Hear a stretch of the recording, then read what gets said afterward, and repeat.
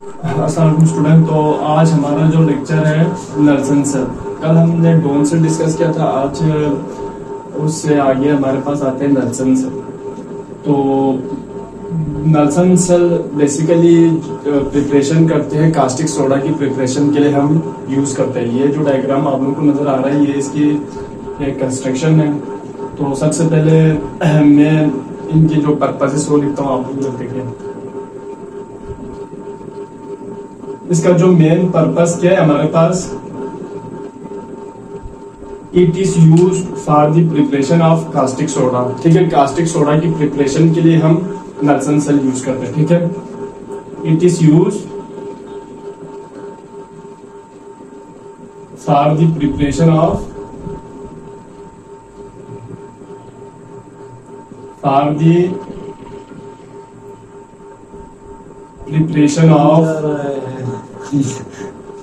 caustic soda.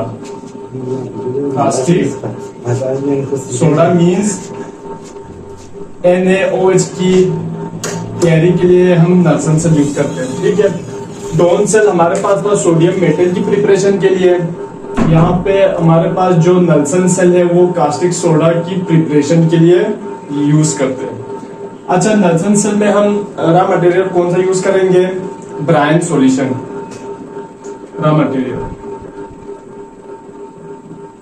Material हम कौन सा यूज करेंगे नल्सन सेल में? ब्रायन। ठीक है,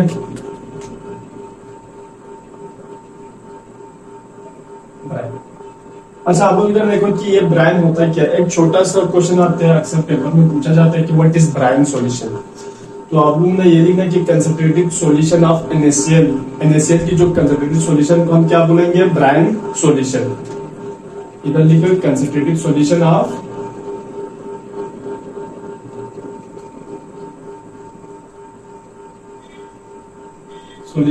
NaCl is called brine solution. Brine solution is used as a raw material। Raw material के तौर पे हम ब्रायन सॉल्यूशन को क्या करेंगे? यूज करेंगे। ठीक है बच्चों। नेक्स्ट जो हमारे पास आते हैं कंस्ट्रक्शन। कंस्ट्रक्शन वैसे लिखने की जरूरत नहीं है, मैं आप लोगों को इधर डिटेल्स बताऊंगा कि कंस्ट्रक्शन ये पूरा का पूरा 8 नंबर का है। Nelson cell, purpose, raw material, construction, diagram, working और इसके जो रिएक्शंस। ठीक है। अच्छा, कंस्ट्रक्शन में आप लोग इधर देखिए डायग्राम में, सबसे पहले तो हमने ब्रायन सॉल्यूशन तैयार करना है। कैसे करेंगे? एक बीकर लेंगे, बीकर में हम पानी के साथ NaCl को क्या करेंगे? मिक्स करेंगे, कंसंट्रेटिव फॉर्म में मिक्स करेंगे। हमारे पास सॉल्यूशन बनेगा ब्रायन सॉल्यूशन। ये हमारे पास इधर एक हमारे पास है, सबसे पहले एस्बेस्टॉस मटेरियल। कंस्ट्रक्शन में लिखना है आप लोगों ने ये एस्बेस्टॉस मटेरियल। ठीक है, यू शेप कैथोड, और इसके जो सेंटर में हमारे पास एक हैंगिंग फॉर्म में क्या लगा होता है? Graphite anode. Graphite anode battery के पॉजिटिव टर्मिनल के साथ जुड़ा होता है, और यू शेप कैथोड जो है वो बैटरी के नेगेटिव टर्मिनल के साथ जुड़ा होता है। और साथ हमारे पास एक एस्बेस्टॉस मटेरियल है, और साथ आप लोगों ने लिखना है कि एक केचिंग बीकर या केचिंग बेसन है। अब यहाँ पे जो हमारे पास एस्बेस्टॉस मटेरियल का क्या काम है? एस्बेस्टॉस मटेरियल का बेसिकली काम ये है कि ये मैं वर्किंग बता रहा हूँ। कंस्ट्रक्शन में आप लोगों ने क्या क्या लिखना है? एस्बेस्टॉस मटेरियल, केचिंग बेसन या केचिंग बीकर, ग्रेफाइट एनोड और यू शेप कैथोड। ये जो 4 पॉइंट्स है वो आप लोगों ने कंस्ट्रक्शन में लिखना है। वर्किंग,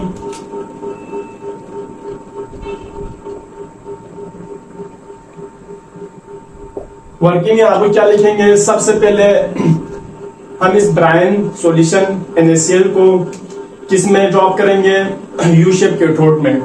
आप लोगों को पता है कि जब ये यू शेप कैथोड में हम ड्रॉप करेंगे तो वो आयोनाइज फॉर्म में कन्वर्ट होंगे। Ionise means sodium positive, chlorine negative, H positive और OH नेगेटिव। कैसे? ये हमारे पास आयोनाइज होगा।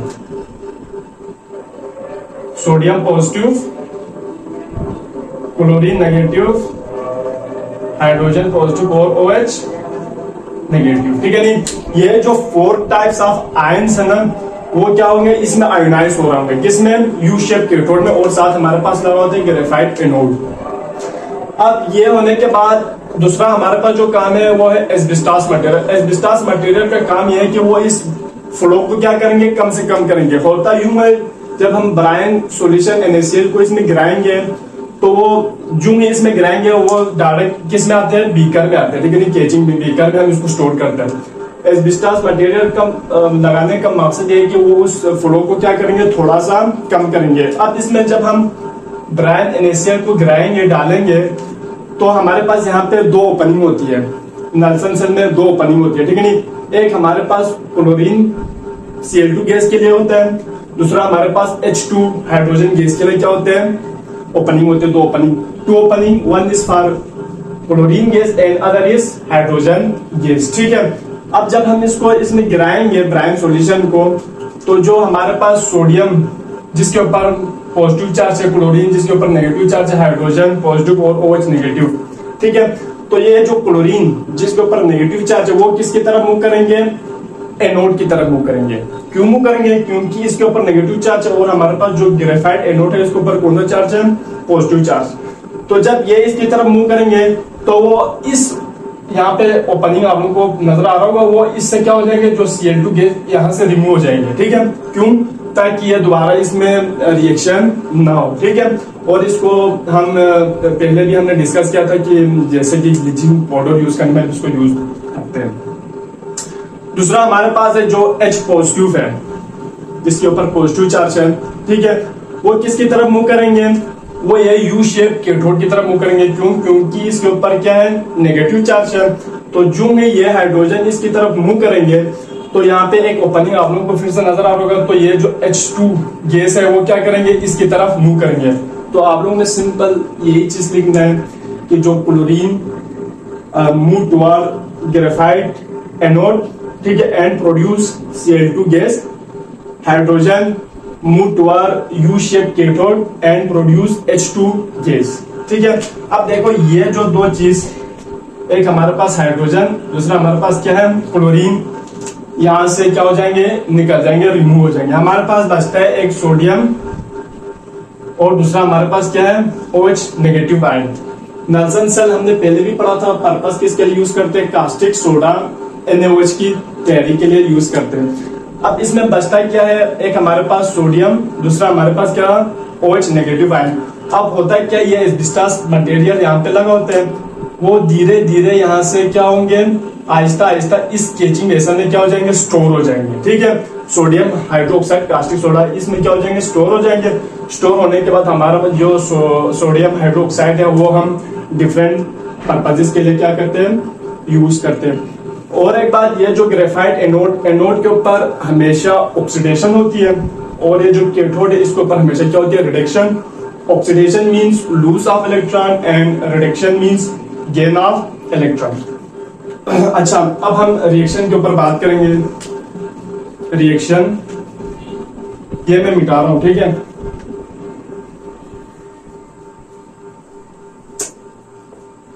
नल्सन सेल में हम रिएक्शन के ऊपर बात करेंगे। Reaction at anode, reaction at anode. Anode के ऊपर कौन सा रिएक्शन होते हैं, ऑक्सीडेशन होते हैं, ठीक है, लूज ऑफ इलेक्ट्रॉन।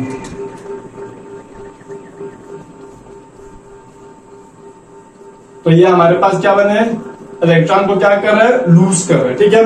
और जो कैथोड है इसके ऊपर कौन सा रिएक्शन हो रहा होता है, रिडक्शन, मतलब गेन ऑफ इलेक्ट्रॉन, ठीक है।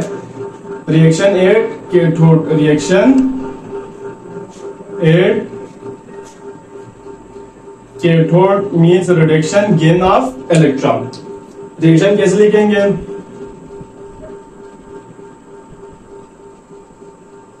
ठीक है बच्चों, ये हमारे पास H2 बनेगी। इसका हम जब ओवरऑल रिएक्शन लिखते हैं तो वो कैसे लिखेंगे, इधर देखें, ओवरऑल रिएक्शन या नेट रिएक्शन आप बोल सकते हैं। ओवरऑल, ये बहुत इंपॉर्टेंट क्वेश्चन है, ठीक है, पेपर के हवाले से, तो आप लोगों ने ये नोट करना है। ओवरऑल रिएक्शन देखो हमारे पास सोडियम हाइड्रोक्साइड। यह हमारे पास क्या एक ब्रायन सॉल्यूशन है, ठीक है, ब्रायन सॉल्यूशन। तो कैसे लिखेंगे,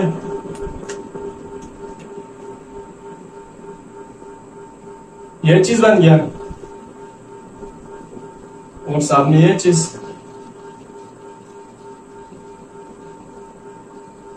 ठीक है।